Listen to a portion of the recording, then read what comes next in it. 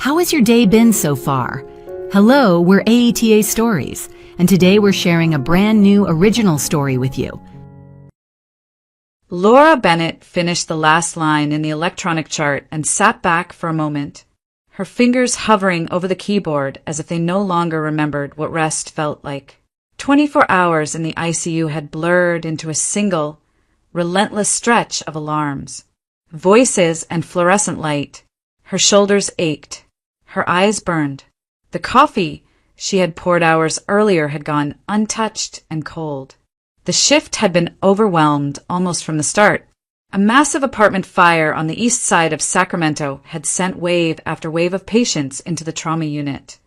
Smoke inhalation, burns, fractures from panicked escapes down stairwells. Beds filled faster than they could be cleared. Laura moved from room to room on instinct, checking ventilator settings, titrating drips, documenting vitals with the steady precision that had become second nature over the years. There was no time to think, only to act. By the time the worst of the fire victims were stabilized, the unit should have quieted. It rarely did, just as the monitors settled into a more predictable rhythm. The double doors burst open again.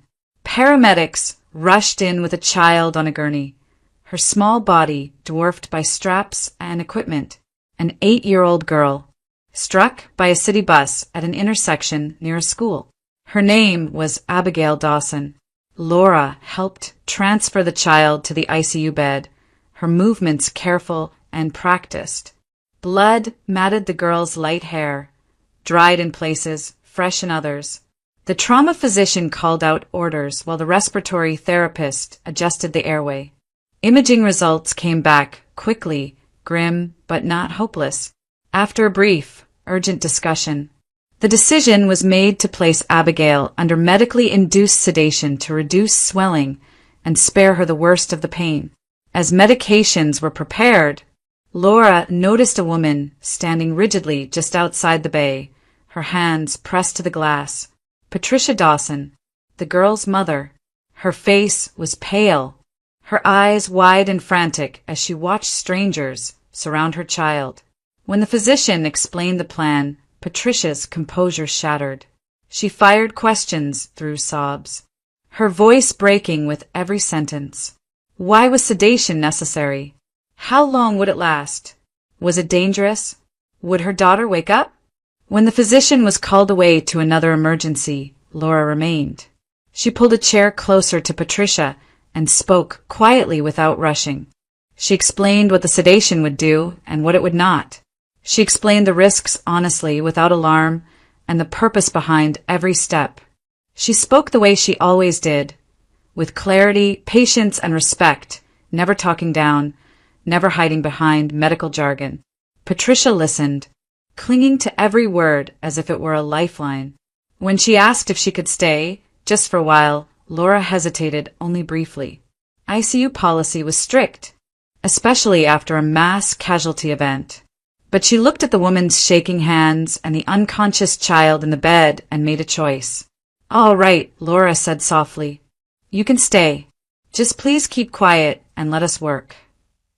She dimmed the lights in the bay, checked the monitors one more time, and made space for a mother who needed to be close to her child. It was a small act, barely noticeable in the chaos of the unit, but it was who Laura Bennett was. Exhausted, compassionate, and steady, even when no one was watching. The morning handoff blurred past Laura Bennett in fragments. Voices overlapped at the nurse's station. Lab values were recited, beds reassigned, charts signed off. She stood with a pen in her hand, nodding at the right moments, forcing her attention to stay anchored to the words being spoken. Fatigue pressed down on her like weight. At least twice she had to blink hard, steadying herself before the details slipped away. When it was finally over, Laura walked to a quieter corner of the unit and pulled her phone from her pocket. She checked the time and winced. Mark would already be getting Evan ready. She called anyway. He answered on the second ring. His voice was brisk, distracted, as if he were already juggling several things at once.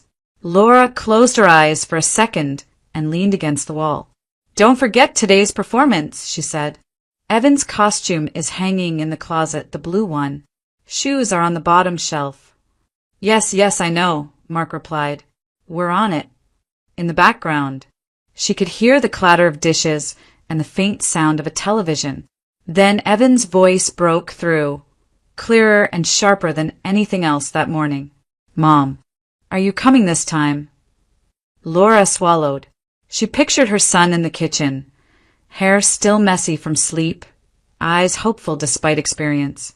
She chose her words carefully. "I just got off a long shift," she said gently. "I'll try, sweetheart, but I might need to sleep first." There was a pause. Evan didn't answer right away. "Everyone else's parents come," he said finally, the disappointment unmistakable.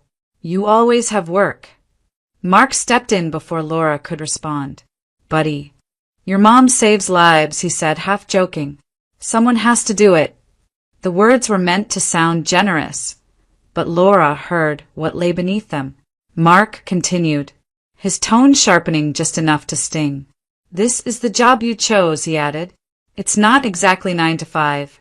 You can't expect things to stop just because there's a school event." Laura said nothing. She knew this conversation. She had lived it for years. Every missed dinner, every cancelled weekend, every promise made with the unspoken understanding that it might be broken. "I'll see what I can do," she said quietly and meant it, even though she already knew the odds. Evan murmured something she couldn't quite hear. Mark said they had to go. The call ended without ceremony. Laura lowered the phone and stood there for a moment longer, listening to the hum of the hospital waking fully into morning. She felt the familiar guilt settle into place. Not sharp enough to draw blood, just constant.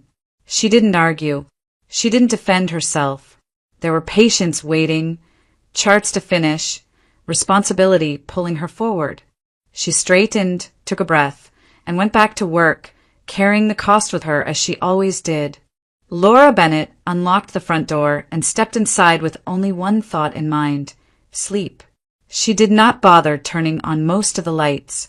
Her shoes came off near the door, her bag slid to the floor, and she moved through the house on autopilot, already imagining the relief of sinking into bed without showering, without thinking. As she passed the kitchen, a soft chime broke the silence. Laura stopped. The sound came again. Clearer this time. A phone notification. She frowned slightly and turned back. Mark's phone lay face up on the kitchen table, screen lighting the dim room. He never forgot it. Not for work. Not for anything. She hesitated, then told herself it was probably nothing. A work alert. A calendar reminder. Something urgent he would want to see. She reached for the phone just as it chimed again. A message preview appeared across the screen. From Catherine Langford. Laura's fingers tightened around the device. Catherine was Mark's superior, a senior administrator at the hospital. Laura had heard her name often enough, usually accompanied by complaints about late meetings and unreasonable demands. What she had never heard was this tone. The message was brief but unmistakable. "Are you forgetting that I'm waiting? It's cold out here. You promised you'd pick me up. Don't make me regret trusting you." There was nothing overtly explicit in the words, nothing that could be pointed to as proof. And yet the familiarity, the expectation, the subtle intimacy pressed in on Laura's chest. This was not how a supervisor spoke to an employee. She did not sit down. She did not reread the message over and over.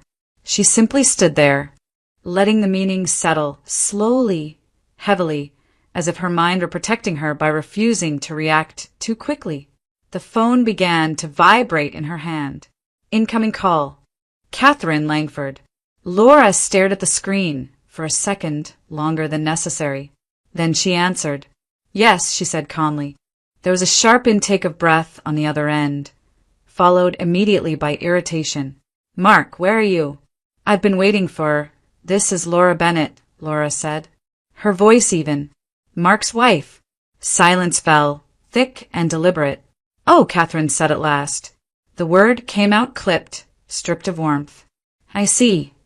Laura waited. My car has been in service since yesterday, Catherine continued, her tone now cool and controlled. Mark agreed to drive me to work this morning. Apparently, he forgot his phone. I see, Laura repeated. Another pause. Well, Catherine said, I'll take a rideshare instead. Please tell your husband not to make commitments he can't keep. The line went dead.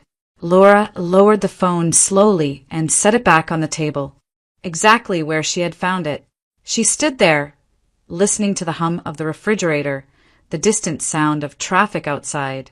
Everything in the house looked the same. Nothing had changed, and yet something had. She told herself it could be explained. A broken car, a favor between colleagues, poor boundaries perhaps, but nothing more.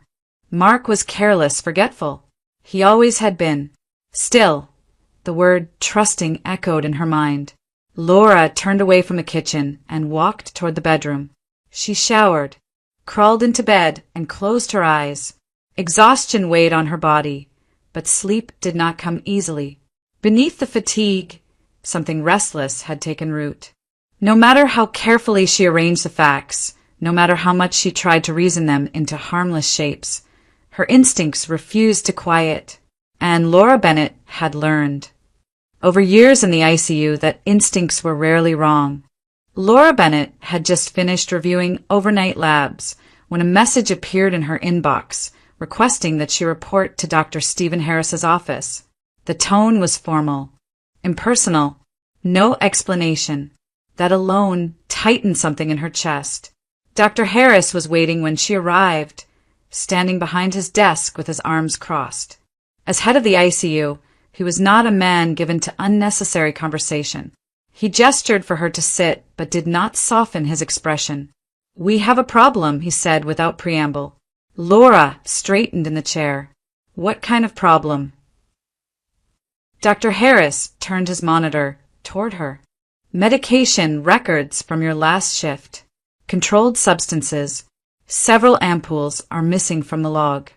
Laura leaned forward, scanning the screen. Her breath caught. That can't be right. They're not accounted for, he continued evenly, and the corresponding disposal containers were not logged or located. For a moment, she could not find her voice. Controlled medications were tracked obsessively. Every dose documented, every vial disposed of under protocol. Laura had built her career on precision, on never cutting corners, no matter how exhausted she was. I follow procedure, she said finally. Every time. I don't make mistakes like that. Dr. Harris studied her face. I'm not accusing you of intent, but the discrepancy exists. Laura shook her head, the denial instinctive. I would remember. I always double-check. Memory isn't evidence, he replied. The records are incomplete, and that puts the unit at risk. The words settled like ice in her stomach. Risk meant audits, investigations, suspensions. She had seen careers unravel over far less. I need time, Laura said, her voice unsteady despite her effort to control it. There has to be an explanation. You have 1 week, Dr. Harris said. Find the documentation, locate the containers, or identify where the breakdown occurred. And if I can't, she asked quietly. He did not answer immediately. When he did, his tone had hardened. Then we proceed accordingly. Laura left his office in a daze. The hallway felt longer than usual, the sounds of the unit distorted, distant. She replayed the shift in her mind, step by step. The fire victims, the constant interruptions, the child brought in near the end, the endless charting, and then she remembered it. The moment her eyes had closed, just briefly, as she sat at the computer entering medication data. The way her head had dipped forward before she jerked awake, heart pounding, embarrassed even though no one had noticed. Had it been longer than she thought? The possibility crept in despite her resistance, unsettling her confidence. She had never doubted her competence before. Now the ground beneath her felt unstable, as if something she trusted implicitly had been quietly pulled away. For the first time in her professional life, Laura Bennett walked back onto the ICU floor feeling exposed, afraid and unsure of where the truth would lead. Catherine Langford did not tolerate resistance well. She stood in her office long after most of the administrative floor had emptied, the city lights of Sacramento glowing beyond the glass. Her phone lay on the desk, dark and silent, its stillness an irritation in itself. Mark Bennett had promised clarity. Instead, he had given her hesitation. When he finally arrived that evening, Catherine wasted no time. She spoke with the same confidence she used in board meetings, as if the outcome were already decided. "This has gone on long enough," she said. "You need to end it. Cleanly." Mark did not sit. He remained near the door, his posture tense. "I can't," he replied. "Not like that." Catherine's mouth tightened. "Why not?" "My son," he said. "I'm not walking away from him." She waved the concern aside. "Children adapt. Laura will manage. She always does." Mark shook his head. "You don't understand. Evan needs his mother, and I'm not going to take him away from her." For the first time, Catherine felt anger sharpen into something colder. "You're choosing inconvenience over opportunity," she said. "Over us." "I'm choosing my child," Mark answered. That was when Catherine understood. Persuasion would not work. Pressure might. The following day, she met with her attorney. The conversation was brief, efficient, and entirely transactional. Custody law was not Catherine's field, but she learned quickly. Courts favored stability. Employment mattered. An unemployed parent entered proceedings at a disadvantage, no matter how devoted. By the end of the meeting, the solution had taken shape with chilling clarity. Laura Bennett had to lose her job. Catherine did not act recklessly. She never did. She made a few calls, framed as favors rather than orders. A vacancy was quietly created in the ICU. Her niece, Madison Langford, newly credentialed and eager, was placed into the unit under the guise of expanding coverage after the apartment fire. Madison understood exactly what was expected of her. She watched Laura closely from the start, noting the long hours, the skipped breaks, the way exhaustion dulled even the sharpest focus. She learned the rhythm of Laura's shifts, the moments when documentation piled up faster than it could be completed. She memorized procedures, not to follow them, but to bend them just enough. The first time Madison altered a record, her hands barely trembled. A missing timestamp, a delayed entry, nothing obvious, nothing that could be traced to her directly. She worked quickly and quietly, always when Laura was elsewhere, always when oversight was thin. Later came the physical evidence. Waste containers temporarily removed, relocated, then gone. Pages slipped from logs with practiced speed and hidden away. Each action was small on its own, insignificant enough to escape notice. Together, they formed a pattern designed to surface only when it was too late. Madison timed everything carefully. She knew Laura was most vulnerable at the end of a grueling shift, when fatigue blurred the edges of memory and doubt could be planted easily. Catherine monitored progress from a distance, never intervening directly. She did not need to. The system, once nudged, would do the rest. By the time questions were raised, the damage would already be done. And Laura Bennett, still unaware of the forces moving against her, continued to work with the same quiet dedication, never suspecting that her professionalism had been turned into the very weapon used to destroy her. Laura Bennett knew something was wrong the moment she stepped inside the house. The air felt unsettled, stripped of its ordinary quiet. A suitcase stood open in the hallway, clothes folded with unfamiliar care. Mark's shoes were gone from their usual place by the door.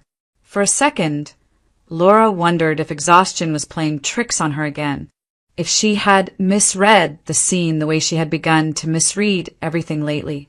Then Mark walked out of the bedroom, carrying another armful of clothes.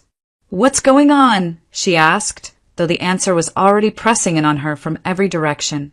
He did not stop packing. "I'm leaving," he said, as if announcing a change in plans rather than the end of a marriage. Laura stared at him. "Leaving where?" "With Catherine," he replied. He finally looked at her then, his expression oddly relieved. "We make more sense together." The words landed without drama, without apology. Laura felt them pass through her, cold and unreal. "You're serious," she said. "Yes." He exhaled as if unburdened. "I should have done this sooner." Her mind searched for footing. "And Evan?" "He'll be fine," Mark said. "He'll adjust." Something inside her fractured. "You're talking about our son." "I'm talking about reality," he snapped, irritation breaking through. "Your job consumes you. Laura, you disappear for days. You come home exhausted, barely present. This," he gestured around the room, "isn't a life." She opened her mouth to speak, then closed it again. He continued, emboldened by her silence. "Catherine understands ambition. She has resources, influence. She doesn't come home smelling like antiseptic and collapse on the couch." Laura felt heat rush to her face. "I save lives," she said quietly. "And I'm tired of living in the shadow of your shifts," he replied. "Catherine has real power. She's respected. She looks incredible. With her, I don't have to apologize for wanting more." The room seemed to tilt. Shock gave way to grief, and grief ignited into something sharp and uncontrollable. "Get out," Laura said, her voice rising. "Get your things and go." Mark did not argue. He zipped the suitcase, lifted it, and walked past her without looking back. The door closed behind him with a dull, final sound. Laura stood there long after he was gone, her hands clenched at her sides, her heart pounding so hard it hurt. She did not cry at first. She sank slowly to the floor, pressed her palms against her face, and tried to breathe. When she finally checked the time, panic surged. Evan should have been home. She grabbed her phone and called the school. The answer came too easily. "His father picked him up," the administrator said. "We assumed you were aware." Laura's vision blurred. She called Mark again and again. When he finally answered, his tone was infuriatingly calm. "Relax," he said. "Evan's fine." "Where is my son?" she demanded. "With me," Mark replied. "We're at Catherine's place. He loves it here. There's a pond, a huge yard, a hammock. He's laughing." The image was unbearable. "Bring him home," Laura said. "Why?" Mark asked. "He's happy. And honestly, Laura, this is probably better. Stability. Structure. You're barely holding things together." The call ended before she could respond. Laura lowered the phone slowly. The house felt cavernous now, stripped of warmth and sound. In a matter of hours, she had lost her husband, her sense of safety, and her child's presence. Everything she had balanced for years, work, marriage, motherhood, had collapsed at once. She sat alone on the living room floor as night settled outside, the weight of it pressing in.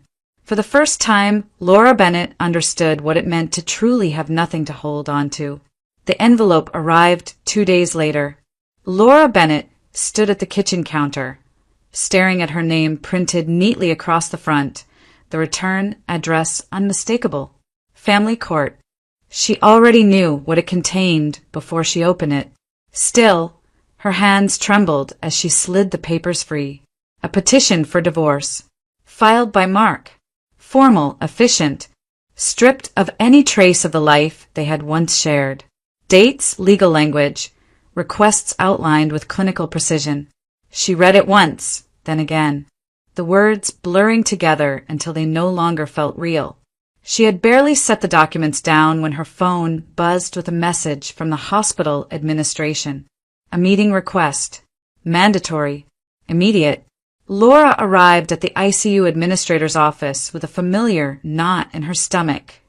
one that tightened further when she saw Dr. Stephen Harris waiting inside. His posture was rigid, his expression closed. There was no chair offered this time. "I'll get straight to it," he said. The medication discrepancy was reviewed. Laura's heart pounded. "And we're proceeding with termination," Dr. Harris replied. "Effective immediately." The room seemed to hollow out around her. "You said I had a week." "The decision was escalated," he said flatly.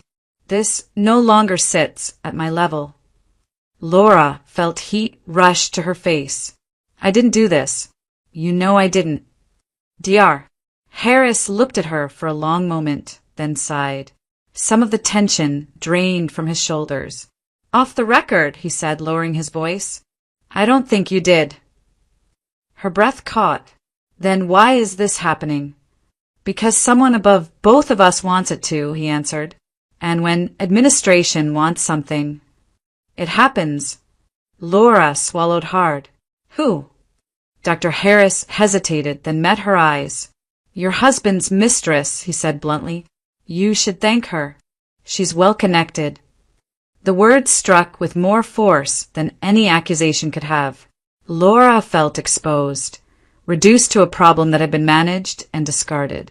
"This is retaliation," she said. "You can't fire me without proof." "We're not firing you for cause," Dr. Harris replied. "You'll be allowed to resign." "So I'm guilty either way," Laura said quietly. "If this becomes a formal investigation," he continued, "you risk charges that could follow you for the rest of your career. This is the cleanest option available to you." Laura looked down at her hands. They were shaking. She thought of the years she had spent in that hospital, the nights she had slept in break rooms, the holidays she had missed, the patients she had stayed with long after her shift officially ended. "I want this noted," she said, "that I deny everything." "You can submit a statement," Dr. Harris said, "but without evidence, it won't change the outcome." There was nothing left to argue. No appeal, no witness, no proof. The system had already closed around her. Laura signed the resignation papers in silence. When she left the office, her badge no longer granted her access to the unit. The doors that had once opened automatically now remained sealed. She walked down the corridor for the last time, her footsteps echoing softly. The humiliation settled deep, heavier than anger. She had done everything right and still lost. For the first time, Laura Bennett understood just how small an individual could be inside a system that had already decided her fate. Laura Bennett returned to the ICU late that afternoon. Long after her resignation papers had been signed and her access badge deactivated, she moved through the unit as a visitor now, slower, more carefully, as if the walls themselves might reject her.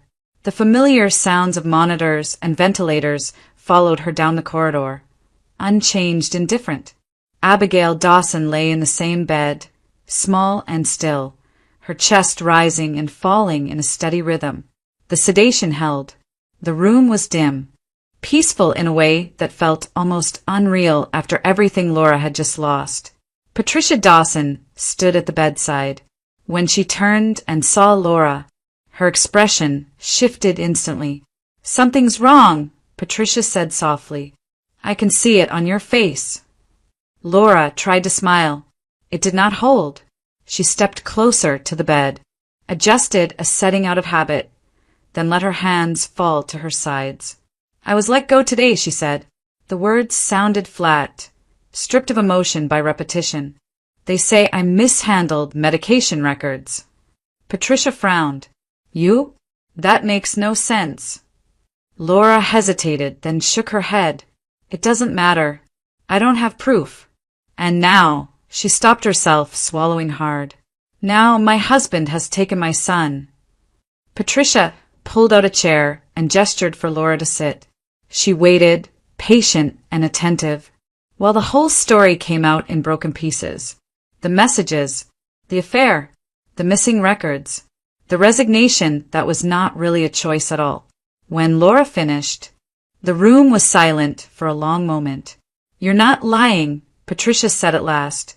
I know you're not. Laura let out a short, humorless breath. Knowing isn't enough.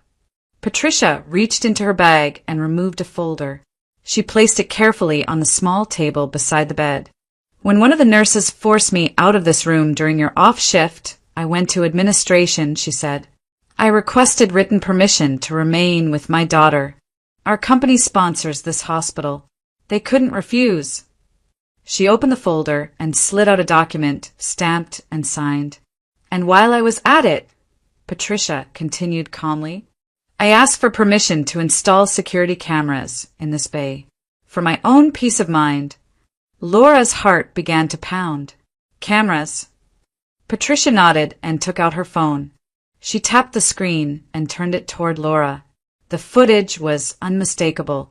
Madison Langford appeared on the screen, moving quickly, deliberately. She tore pages from a logbook, folded them, slipped them into her pocket. In another clip, she entered the medication room and removed a waste container, glancing over her shoulder before leaving. Laura stared, unable to speak. I can testify, Patricia said. I can provide this to the court, to the hospital, to anyone who needs to see it. Laura closed her eyes. Relief surged first, sharp and overwhelming. Then something else followed, quieter but firmer. No, she said. Patricia looked at her in surprise. Laura, this could clear your name. I know, Laura replied, but I don't want revenge. I don't want to destroy anyone. I just want my son back. Patricia studied her for a long moment, then nodded slowly. All right. She hesitated, then continued. Abigail will be discharged soon. She'll need constant care at home, a trained medical caregiver. I'd like to offer you the position. Laura opened her eyes. You trust me? Patricia smiled faintly. With my daughter's life. Laura looked at Abigail, then back at her mother. For the first time in days, the weight on her chest eased. She did not feel victorious. She felt steady. And for now, that was enough. The transition to the Dawson estate happened quietly, without ceremony. Laura Bennett arrived with a single suitcase, medical supplies neatly packed, and Evan's small backpack slung over her shoulder. The house sat beyond the city, surrounded by tall trees and open space, far removed from the constant noise of the hospital. For the first time in weeks, Laura felt as though she could breathe. Abigail's recovery was slow, measured in small victories rather than dramatic turns. At first, she slept more than she woke. When she did open her eyes, confusion clouded her expression, and fear followed quickly. Laura stayed close, speaking softly, explaining each step before she touched her, allowing the child to regain trust at her own pace. She followed every rehabilitation plan with precision, never rushing, never cutting corners. Evan adapted more easily than Laura had expected. The Dawsons made space for him without question. He ate meals at a long wooden table, played outside in the afternoons, and slept through the night without waking from anxious dreams. The tension he had carried since leaving his mother eased, replaced by a sense of safety that Laura had feared she could no longer give him. Day by day, Abigail grew stronger. She learned to sit up again, then to stand with assistance. Laura worked patiently on fine motor skills, turning exercises into games, praising every effort no matter how small. When Abigail took her first independent steps across the living room, Patricia covered her mouth with both hands, tears spilling freely. Laura simply knelt beside the girl, steady and calm, as if she had always known this moment would come. The Dawsons watched everything. They saw the discipline in Laura's routines and the gentleness in her voice. They noticed how she never treated her work as a favor or a burden, only as a responsibility she had chosen willingly. Trust grew naturally, without promises or conditions. Jonathan Dawson visited often, sometimes bringing medical equipment, sometimes just observing from a distance. As the owner of a private clinic, he recognized skill when he saw it. More importantly, he recognized integrity. Laura never spoke about what had happened at the hospital unless asked. She did not complain. She did not explain herself. She focused entirely on the work in front of her. One evening, as Abigail rested after therapy, Jonathan approached Laura in the quiet kitchen. "I've been watching how you work," he said. "Your assessments are sharp, your instincts are solid, and you don't lose your composure under pressure." Laura met his gaze, cautious but attentive. "I'm opening a position at my clinic," he continued. "Clinical care, patient-focused, the kind of work you're clearly built for. If you're interested, I'd like you to join us." The offer landed without drama. No rescue, no obligation, just recognition. Laura nodded slowly. "I'd like that." As the days passed, the future no longer felt like an empty space. It felt possible. Laura did not rebuild her life with noise or defiance. She rebuilt it through consistency, through quiet competence, through choosing to move forward even when bitterness would have been easier. For the first time since everything had fallen apart, hope returned, not loudly but firmly and on her own terms. The legal ground beneath Laura Bennett's feet stabilized slowly, not through dramatic victories but through careful, methodical steps. With steady income secured and documented caregiving work behind her, the imbalance that had once threatened her place in family court began to correct itself. The assumptions that had worked against her lost their weight. Her footing returned, firm enough to stand on without fear. Mark's messages became less frequent. Then they stopped altogether. The confidence he once wielded so casually faded as his leverage disappeared.